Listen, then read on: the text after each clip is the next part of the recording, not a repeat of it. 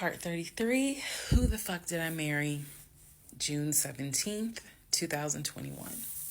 So, you guys have been on this ride. You now know exactly what information I did have. The morning of June 17th, which was his birthday, he was in the bed as usual. Powerade bottles all over the place because I wasn't in the mood to clean. And so I went in his room. He was awake. He was watching YouTube on his cell phone. He watched a lot of YouTube, watching these two guys that always were fixing Jeeps on YouTube. And if I saw them, I would know exactly who they are, but I can't remember their name. It's a popular show on YouTube. Anyway, so I go in there and I just calmly sit on the edge of the bed. And I was like, can we talk? And he was like, yeah, what's up? I said to him, Legion. Obviously, I called him his name. Legion. I said, I'm going to ask you something. I just want you to be honest with me. So he starts, I can already see in his eyes, he's about to get defensive. And I was like, calm. Because this is the tone I had. Calm. I said, you never went to San Diego State, did you? He rolls his eyes and he's like, I said, calm down. Watch your tone. I said, you never went to San Diego State. I said, you never lived in California, did you? And he said, of course I lived in California. He's like, I fucking showed you the house I had in California. He said, and I told you about San Diego State. I was a private citizen. My dad paid for me to be a private citizen. And I said, okay. I said, I called San Diego State. And he looked at me. His eyes were like empty. Like he wasn't shocked. He wasn't like, oh my God. He was just more like, okay. I said, they have no record of you. I said, they have no record because you never went. You never been to California. So at this point, I'm very calm. And I'm just stating, I said, you never been to California. I said, I bet you've only lived in Georgia, Pennsylvania, and Rhode Island. At this point, now there's a little emotion behind the eyes. And I said, I don't think that this is going to work. And he said, what, the marriage? He was like, so what you saying? You don't want to be married to me anymore? And I said, I don't want to be married to you anymore. I said, we need to go our separate ways. We tried, but we need to go our separate ways. The way that I am talking to you all is exactly how I was talking to him. And so he was like, that's not what marriage is. Marriage is, you have to fight for what you want. I said, I don't want this. And I don't want to fight for it. I said, I don't want you, and I don't want this. And so he was like, I'm not giving up on the two of us. I said, you don't have a choice. I said, I think that you should call your brother or your sister now. And I think that you need to pack a bag. And I think you need to get the fuck out my house. And he was like, I don't really have time for this. I don't feel well. I said, I don't care. You need to get out of my house. Again, the way I know y'all are going to be like, she's so dramatic. And I am actually a very dramatic person. But the way that I'm talking to you guys on this video is exactly how I was talking to him in the beginning of how this started. So I said, you need to call your brother, or call your sister because she's in Douglasville, and you need to go stay there. You need to get out this house today.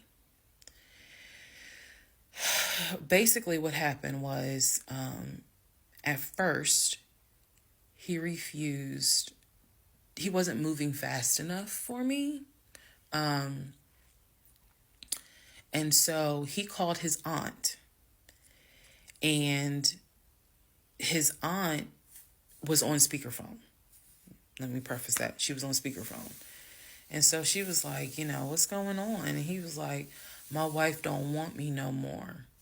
She claimed that I be lying to her. I ain't never lied to her. When I heard this, what's the analogy I can give y'all? When I heard him say to his aunt, I ain't never lied to her before, something in me snapped. The best analogy I can give you, do y'all remember that movie Carrie? When she was at the prom and everyone was laughing at her. The blood had fallen down on her, and there was a moment where her eyes just went wild, and you knew something was about to happen. You just didn't know what, but y'all had pushed her too far. When he said to his aunt, I ain't never lied to her, I snapped. The calmness left. The amount of rage that was in me. I could have fought every member of the Kansas City Chiefs and beat every last one of their asses. I could have fought every member on the Atlanta Falcons and beat every last one of their asses. I'm not a violent person, but I was there. That statement, I ain't never lied to her, took me there. I went off. I went off. I went off so bad that first of all, every part of me was shaking. I called my mom. My mom was on speakerphone, and she's in Arkansas. My mom's a praying woman. I was cussing like a sailor. My mom finally said, put him on the phone. So I gave him the phone, and I'm standing there, and I'm looking around the room. Is the scene that I remember is the Angela Bassett scene in Waiting to Exhale, when her eyes are darting around the room right before she grabs everything to put it in the car to set it on fire. I was more so looking at what weapons were in the room. The lamp, the TV, the dresser. I was looking more, while she was talking to him, my eyes were darting around the room, because if he did not get his ass up and get his shit and get up out of my house, it was going to be bad. If I have never in my life been on TikTok and said had it not been for the blood, y'all, I know this is going to sound dramatic. I know this is going to sound like, girl, you so funny. You don't understand. Had it not been for the Lord on my side, had it not been for the fact that I know I got a praying mother, I know I had a praying aunt, I know I've had a praying grandmother in heaven, because I'm telling you, I clearly saw what was getting ready to happen had he not gotten up, got his shit, and got out of my house. So I'm trying to calmly say this because I'm trying to calmly tell this story because the rage had taken over me. The pure, unadulterated rage that I felt when he said to his aunt, I ain't never lied to her, after I had discovered only 2% of the lies at that point. Just 2%. So it was enough for me to be like, you need to get your stuff and go. So my mother gets on the phone and she says to him, Legion, she called him by name. She said, I am not there to control my daughter.